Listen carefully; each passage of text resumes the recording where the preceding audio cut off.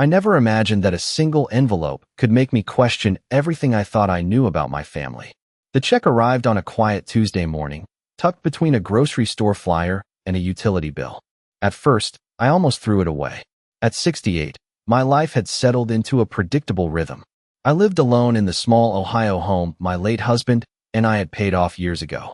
My days were simple: coffee at sunrise, a walk around the neighborhood, phone calls with old friends.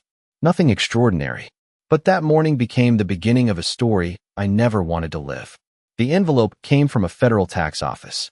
I assumed it was routine paperwork. Instead, inside was a refund check for $48,000. My hands froze. I stared at the number again and again, convinced I was reading it wrong. $48,000 might not change the lives of some people, but for me, it was more money than I had seen at one time in years. My heart began to race. There was only one problem. I had never filed for any refund remotely close to that amount. I sat at my kitchen table and carefully examined every detail.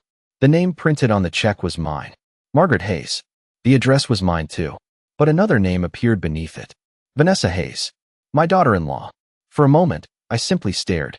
Vanessa had always presented herself as organized, responsible, and thoughtful. Everyone seemed to admire her. Friends described her as devoted. Neighbors called her charming. Even Ethan, my son, often said he didn't know what he would do without her. I wanted to believe there was a simple explanation. Maybe it was a clerical error. Maybe the government had mixed up some paperwork. Yet something deep inside me felt unsettled. I picked up my phone and considered calling Ethan immediately. Instead, I put the phone back down. Over the years, I had learned that answers often reveal themselves when you stay quiet long enough. The silence in my kitchen felt unusually heavy. Through the window, I watched a pair of robins hopping across my backyard.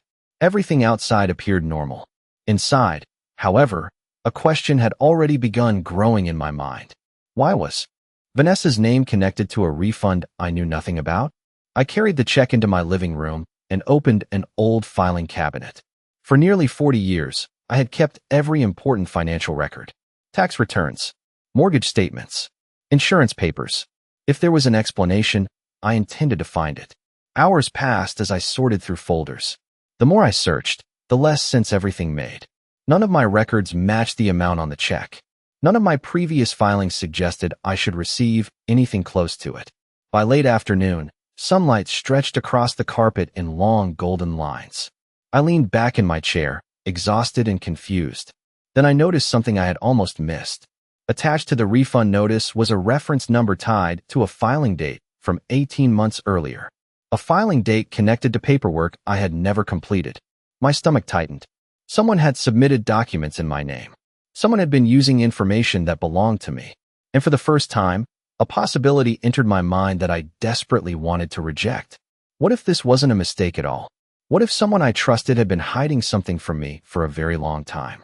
I spent the rest of that afternoon sitting quietly at the table, organizing papers I had pulled from the filing cabinet, trying to make sense of the numbers and dates. Every stack seemed ordinary at first glance, yet a pattern slowly began to form that I could not ignore. For years, I had prided myself on being meticulous with finances, keeping every receipt, every check stub, and every tax form filed in precise order. I remembered evenings when I had stayed up late, poring over invoices for Ethan's college tuition, mortgage payments, and household bills, ensuring that every obligation was met without a single mistake. Those memories now felt bittersweet, a reminder of the effort and devotion that had been invisible to the very people who should have appreciated it most. I closed my eyes and pictured Ethan as a boy, small hands clutching mine as he learned to ride his first bicycle. I remembered the sleepless nights when he was sick, the hours spent helping with homework, the sacrifices made so that he could have opportunities one never had. And yet, now, as a grown man, the person standing in my kitchen receiving checks in my name without my knowledge was not that same boy. It was someone molded by ambition, someone influenced by Vanessa's steady presence and calculated charm. I rose from my chair and walked to the living room, my gaze lingering on family photographs lining the walls. Ethan smiling at his high school graduation, Vanessa standing beside him with a smile that appeared genuine to the casual observer. I studied her face, noting the subtle expressions I had once overlooked, The fleeting moments when her eyes would dart quickly to the side, the slight tension in her jaw when she thought no one was watching. It was in those small gestures that I began to understand that something had shifted long before the check arrived. That evening, I brewed a pot of tea and carried it back to the kitchen, the quiet hum of the refrigerator filling the silence. I sipped slowly, allowing myself to think through possibilities without panic. What motivated her actions? How long had she been quietly maneuvering behind the scenes? My mind traced back through holidays, birthdays, and family dinners, recalling each instance when I had noticed something off but had dismissed it as coincidence. Perhaps it was not coincidence at all. Perhaps the kindness, the smiles, the polite words exchanged were all part of a carefully constructed facade. The thought made my chest tighten, but I forced a calm breath. I would need evidence, I reminded myself. Evidence and patience. It was not enough to feel wronged. I had to understand fully before taking any action. As dusk settled and the kitchen grew dim, I arranged my notes and highlighted the dates and amounts connected to the check. I made a list of questions I would need to answer. Where did the filing originate? Which accounts were affected? Was Ethan aware? Each question carried a weight that pressed on my mind, yet I felt a measure of control returning with each item added to the list. I placed the papers neatly back in the drawer and poured a second cup of tea, gazing out the window at the fading sunlight over the quiet suburban street. The air smelled faintly of autumn leaves and freshly mown grass. Everything seemed ordinary on the surface, but I now knew that beneath the calm veneer, a story was unfolding that required careful attention. I resolved to follow it step by step, to uncover every discrepancy, and to see clearly who had used my name, my trust, and my years of hard work for their own advantage. For the first time in many years, I felt a sense of purpose rising in the quiet of my kitchen. I would not react impulsively. I would not accuse without proof. I would watch, observe, and gather information. Only then would I confront the truth, and when that moment came, I would do so with the calm certainty that comes from knowing the full measure of the story. 3 days later, I found myself driving across town to attend a charity luncheon that Vanessa had helped organize. In the past, I would have looked forward to events like that. They offered a chance to see familiar faces, exchange stories, and feel connected to the community. This time, however, I arrived with different eyes. I was no longer simply Ethan's mother. I was someone quietly searching for answers. The banquet hall buzzed with conversation as guests moved between tables covered with white linens and flower arrangements. Vanessa stood near the entrance greeting people with effortless confidence. Her smile appeared warm. Her posture was perfect. Everywhere she went, people seemed drawn to her. I watched from a distance as she laughed with local business owners and posed for photographs. Nobody looking at her would suspect anything unusual. For a moment, I almost felt foolish for doubting her. Then I noticed something small. A woman approached Vanessa carrying a folder. The exchange lasted only seconds. Vanessa's smile tightened. She quickly guided the woman away from the crowd toward a quiet corner of the room. The interaction seemed insignificant, but something about it caught my attention. I spent most of the luncheon listening rather than speaking. People often reveal more than they intend when they believe nobody is paying attention. Near the end of the event, I overheard two volunteers discussing paperwork issues from the previous year. One mentioned delays involving financial documents and amended filings. The other replied that Vanessa had handled everything personally. The comment lingered in my mind. Personally. It was an innocent word, yet it connected itself to the refund check sitting in my drawer at home. When the event ended, I approached Vanessa. She greeted me with her usual cheerful energy. "Margaret, I am so glad you came," she said. "You look wonderful." I smiled politely. "You did an impressive job organizing everything." Her expression brightened immediately. Vanessa enjoyed praise. That much I had learned over the years. We exchanged a few more pleasantries before she excused herself to speak with another guest. Nothing about the conversation seemed unusual. Still, as I watched her walk away, I felt the same unease I had carried for days. That evening, I returned home and reviewed my notes again. I began creating a timeline. Dates, names, documents, conversations. The process was slow, but each detail helped build a clearer picture. Around 9 o'clock, my phone rang. It was Ethan. We spoke briefly about ordinary things. The weather, his work schedule, a home improvement project he was planning. Yet something felt different. There were pauses where there had not been pauses before. Moments when he seemed distracted. Several times, it sounded as though he wanted to say something, but changed his mind. After we hung up, I sat quietly in the darkened living room. The house felt still except for the ticking clock above the fireplace. I thought about the years I had spent believing that honesty naturally existed within families. Perhaps that belief had made me overlook things I should have questioned long ago. Before going to bed, I opened the folder containing the refund documents one more time. That was when I noticed a small notation I had missed earlier. It listed the name of an accounting firm located less than 15 miles from my home. According to the paperwork, someone from that office had helped process the filing connected to my refund. I stared at the address for a long moment. For the first time since the check arrived, I had something concrete to follow. And deep down, I sensed that the answers waiting at that office might change everything. The next morning, I left my house earlier than usual. The sky was gray, and a light drizzle covered the streets as I drove toward the accounting firm listed on the paperwork. The building itself was unremarkable, a two-story brick office tucked between a dental clinic and a real estate agency. If I had passed it on any other day, I would have never given it a second glance. I sat in my car for several minutes before going inside, reviewing the questions I had written down the night before. I reminded myself to stay calm. I was not there to accuse anyone. I was there to understand. The receptionist greeted me politely and asked how she could help. I explained that I had questions regarding a tax filing connected to my name. She asked me to wait while she checked their records.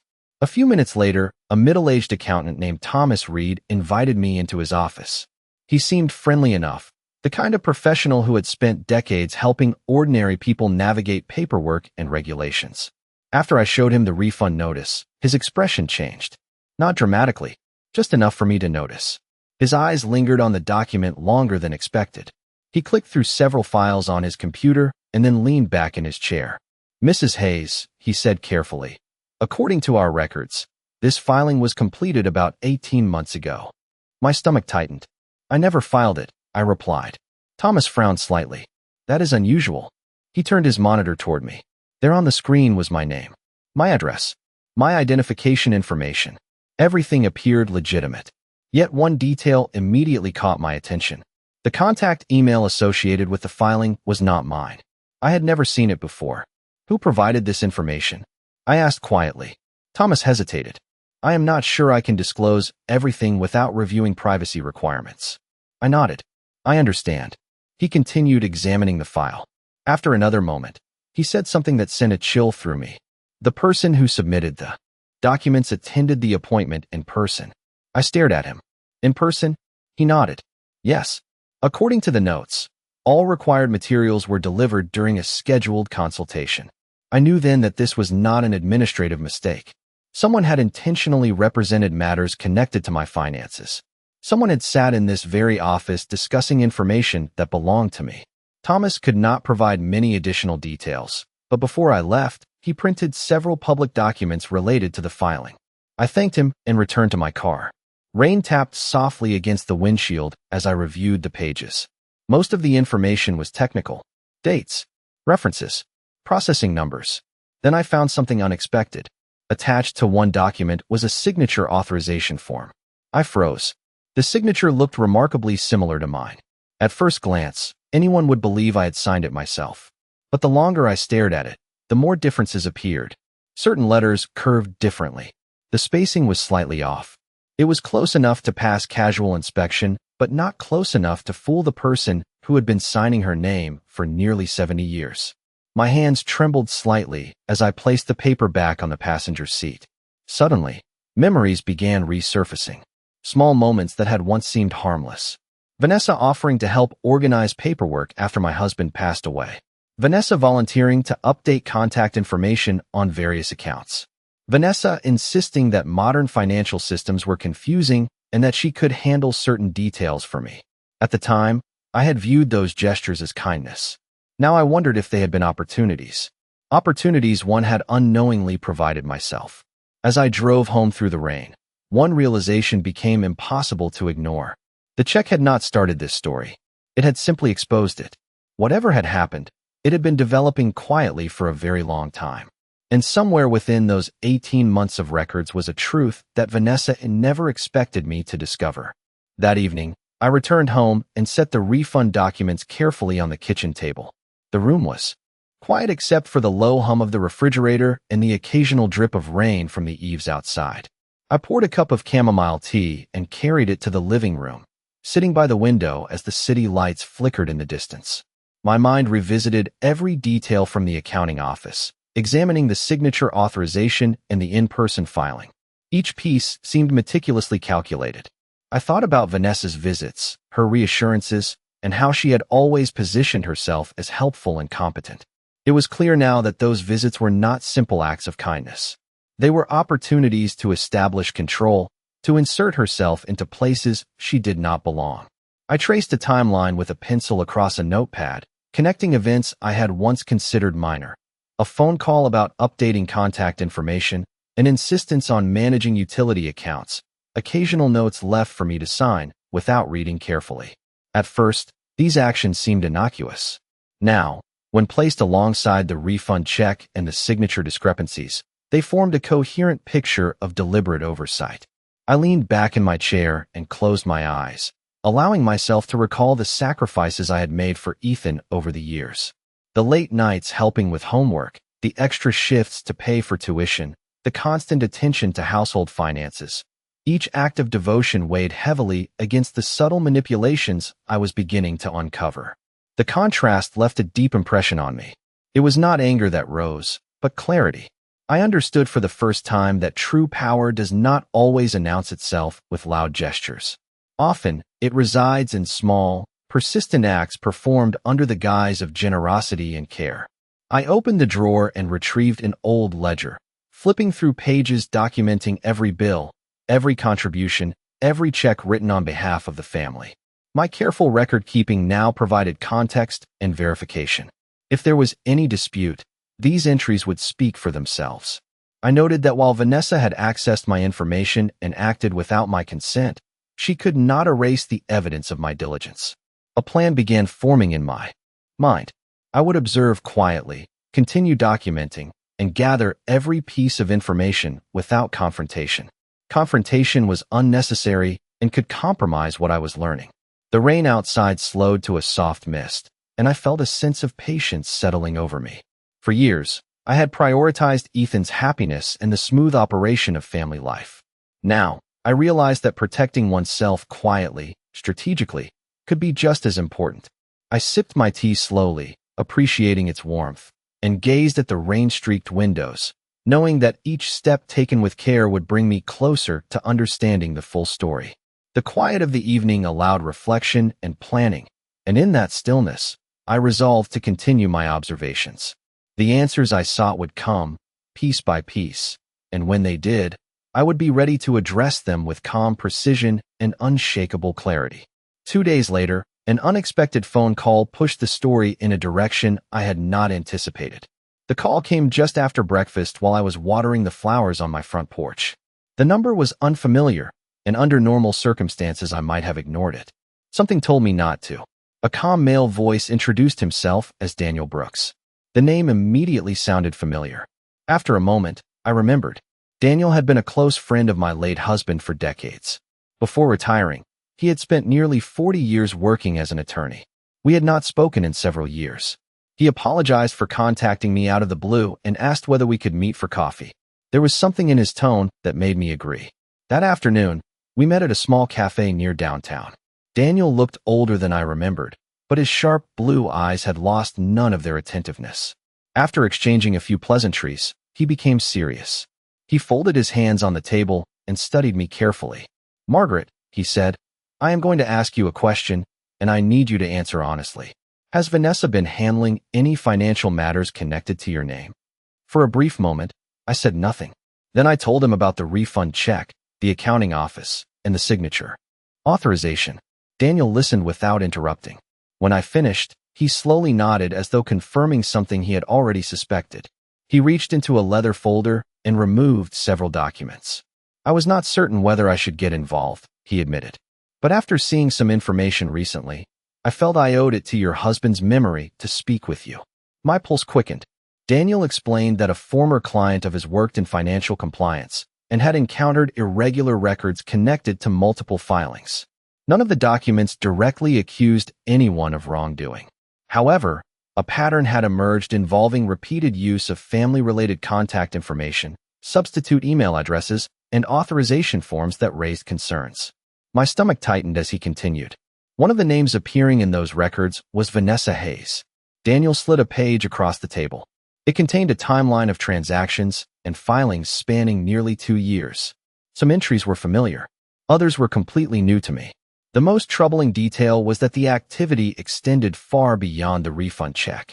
Several filings appeared linked to financial benefits, account adjustments, and applications submitted using information that should have required my direct involvement. I stared at the page, struggling to absorb what I was seeing. "Does Ethan know?" I asked quietly. Daniel hesitated before answering. "I do not know, but I believe there is a possibility that he knows more than he realizes." That answer stayed with me, not because it confirmed anything, but because it introduced a possibility I had been avoiding. Ethan had always trusted Vanessa, perhaps too much. Daniel encouraged me not to confront anyone yet. Instead, he advised patience and documentation. Gather facts, verify timelines, build a complete picture. It was exactly what I had already been doing. As we prepared to leave, Daniel handed me a business card and told me to call if I discovered anything new. Driving home, I felt both relieved and unsettled.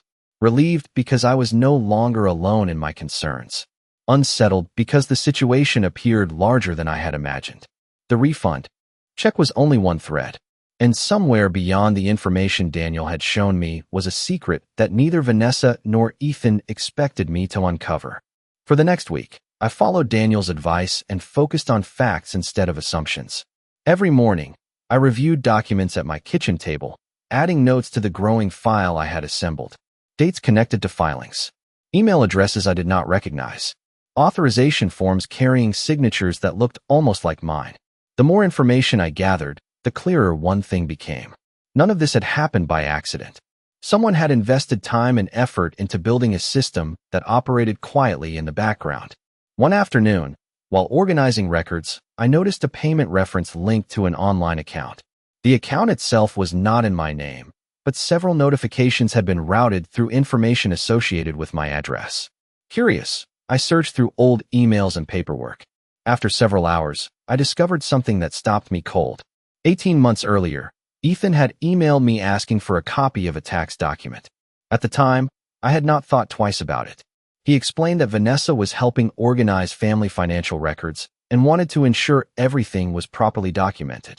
I had gladly provided the information. As I reread the message, another memory surfaced. A week later, Ethan had called to ask whether I had received several forms in the mail. When I told him I had not, he sounded relieved rather than concerned. At the time, I dismissed it. Now, I could not stop thinking about it. That evening, Ethan called again. His voice sounded tired. We spoke about ordinary things for several minutes before he mentioned that Vanessa was busy preparing for their upcoming anniversary celebration. The event was only a few weeks away and would include family, friends, business associates, and members of the local community. As he described the plans, I listened carefully. Then he said something unexpected. "Mom, Vanessa has been handling a lot of paperwork lately. I do not know how she keeps track of everything." There was admiration in his voice, but there was also uncertainty, a brief hesitation, a pause that might have gone unnoticed by anyone else. After we ended the call, I sat quietly in my living room and thought about what Daniel had said. Perhaps Ethan knew more than he realized, not because he was actively involved, but because he had chosen convenience over curiosity. He trusted Vanessa to manage details. He trusted her explanations. He trusted her decisions. In doing so, he may have ignored warning signs that should have raised questions. The realization hurt more than I expected. I had spent years believing that if Ethan ever faced a difficult choice, he would instinctively protect his family. Now I wondered whether comfort and routine had made him look away from things he should have examined more closely. 2 days later, another piece of information arrived. Daniel called and asked if we could meet briefly. When we sat down together, he handed me a printed report. Buried among dozens of entries was a transaction record connected to one of the filings. The amount itself was not remarkable, What mattered was the authorization note attached to it. According to the record, the approval had been discussed during a meeting attended by two people. One of those names was Vanessa Hayes. The other was Ethan Hayes. I stared at the page for a long moment. My chest tightened, but I did not cry. I did not react at all. Instead, I folded the document carefully and placed it inside my folder. For weeks, I had been searching for answers about Vanessa. Now a more painful question stood before me. Exactly how much did my son know, and how long had he known it? The anniversary celebration arrived on a warm Saturday evening in early autumn. The venue was a beautifully restored country club just outside the city, surrounded by tall oak trees and carefully manicured gardens. Guests filled the reception hall long before sunset. Laughter echoed across the room. Servers carried trays of appetizers between tables decorated with candles and white roses. From a distance, everything appeared perfect. Vanessa moved effortlessly through the crowd, greeting guests with the same confidence I had seen countless times before. She wore a bright smile and accepted compliments with practiced grace. Ethan remained close to her side, introducing business associates and thanking friends for attending. Watching them together, nobody would have suspected the questions that had occupied my thoughts for weeks. I arrived a few minutes early and chose a seat near the back of the room. My folder rested quietly inside my handbag. I had reviewed its contents so many times that I practically knew every page by heart. Yet I had not come to create a scene. I had come to observe. Throughout the evening, I paid attention to details. Vanessa seemed unusually attentive whenever financial topics surfaced in conversation. More than once, I noticed her steering discussions away from certain subjects. Small moments, brief interruptions, quick changes in direction. Individually, they meant nothing. Together, they revealed a pattern I could no longer ignore. As dinner progressed, guests began sharing stories about Ethan and Vanessa. Friends spoke about their generosity. Business partners praised their professionalism. Family members reflected on years of happy memories. Each speech painted a picture of success and stability. Then Vanessa stood to deliver her own remarks. The room fell silent as she thanked everyone for supporting their journey. She spoke about hard work, trust, and family. Several times, she emphasized the importance of loyalty. The word lingered in my mind. Loyalty. I wondered whether she understood how differently that word sounded to me now. After the applause faded, I noticed something unexpected. Ethan appeared uncomfortable. Not dramatically, just enough for someone who knew him well to recognize it. He glanced toward me several times during the evening. Each time our eyes met, he looked away first. That simple gesture spoke louder than any speech. It reminded me of the hesitation in his voice during our recent conversations. The uncertainty, the pauses, the feeling that something remained unsaid. Later that evening, while guests mingled near the dance floor, I stepped outside onto the terrace. Cool air drifted across the lawn as the sun disappeared behind the trees. A few minutes later, Ethan joined me. For a moment, neither of us spoke. We simply looked out across the darkening landscape. Finally, he broke the silence. "Mom, are you enjoying yourself?" he asked. It was an ordinary question, yet something beneath it felt different. I smiled gently. "I am observing," I replied. Ethan nodded slowly. His expression shifted. Not fear, not anger, something closer to concern. He seemed on the verge of saying more. Then voices from inside interrupted the moment. Someone called his name, and he turned back toward the reception hall. Before leaving, he hesitated. "There are things I probably should have paid more attention to," he said quietly. Then he walked away. I remained on the terrace long after he disappeared inside. Those words echoed in my thoughts. They were not a confession. They were not an explanation. But they confirmed something important. Ethan was beginning to see cracks in the story he had trusted for years. And as I stood beneath the evening sky, one realization became impossible to ignore. The truth was already moving toward the surface. Soon, nobody would be able to pretend they did not see it. After the anniversary celebration, the following days were quiet, almost serene, yet the weight of what I had uncovered lingered in every corner of my home. I spent hours in my study, reviewing the documents once more, laying them side by side with my notes and the printed records Daniel had provided. Each page told a story that was both subtle and deliberate. I traced lines connecting dates, emails, and authorization forms. The pattern was undeniable. Vanessa had woven herself into the framework of our family finances, not with malice, but with a precision that masked intent. It was a performance of competence, confidence, and charm, designed to appear helpful while consolidating control over information that had belonged to me. I thought about Ethan. I understood that he had trusted her, that he had not intentionally deceived me, but he had been complicit through his passivity. His eyes during the celebration, the hesitation in his words, all of it revealed a man caught between loyalty to his spouse and the truth about the family he had always promised to protect. That evening, I organized a folder with all the evidence, arranging pages chronologically so that the story unfolded naturally. I prepared notes on each discrepancy, each subtle irregularity, and each in-person meeting that had been documented. I did not plan to confront anyone immediately. Confrontation was unnecessary. The documents themselves would speak louder than any argument. I took a moment to sit by the window, sipping a cup of tea as twilight settled across the backyard. The trees cast long shadows, and the streetlights flickered on one by one. I reflected on the life I had lived, the sacrifices made, and the patience I had cultivated over decades. I realized that this patience was not passive. It was a quiet strength, a measure of control and understanding that allowed me to observe, analyze, and prepare for the precise moment when the truth would be evident to everyone. A few days later, I invited Daniel back to the house. We reviewed the timeline once again, ensuring that each fact was verified and clearly supported by evidence. His careful questions prompted me to re-examine certain documents, and with each clarification, the scope of the orchestration became more evident. Vanessa's actions, while never overtly malicious, had created a network of influence that misrepresented reality and shifted the perception of authority away from me. Ethan's indirect involvement became clearer, not as a direct manipulation, but as a reflection of the trust he had placed in Vanessa. I realized that revealing the information in the right sequence would allow both him and Vanessa to understand the impact of their choices without the need for confrontation. On the evening I chose to finally review the folder one last time, I felt a calm clarity. I did not need to force explanations or raise my voice. The documents, the records, and the timeline would illustrate the narrative on their own. When Vanessa and Ethan were ready to see it, the truth would be undeniable, unfolding naturally through the evidence I had quietly gathered.